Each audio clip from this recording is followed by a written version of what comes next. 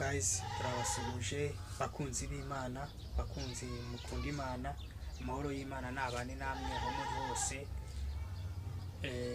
Ikaze rero ku rubuga rwacu rwa YouTube, aho tugiye kubana namwe mu mwanya wo kuramya no guhimbaza Imana. Yesu nabane namwe mu byo mukora byose, kandi yakomeze kubashyigikira, kandi Yesu arabakunda, kandi Yesu arabishimiye. Ni ibintu byiza cyane kuko Uwiteka ari mu ruhande rwacu, mbese umubisha yabahe. Ngiye kubaririmbira indirimbo bita ngo Namanangara. Indirimbo ndayikunda cyane, nanjye ndayibasangije. Muze mubane natwe rero, mudushyigikire kuri YouTube. Namanangara iyo nkubonye sanga urengeshu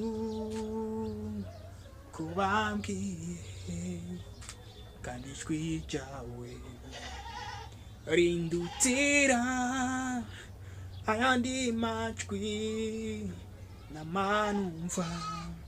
Nisanze mu rukundo rwawe, wambereye uburuhukiro.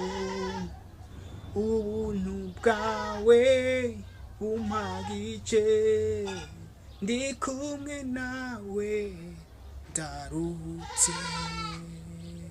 Namanangara, namanangara iyo nkubonye sanga urengeje kubambwiye, kandi ijwi ryawe rindutira ayandi majwi namanumva.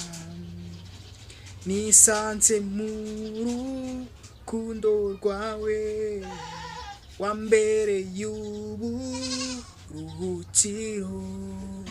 Ubuntu bwawe bumpagije, ndi kumwe nawe ndaruhutse.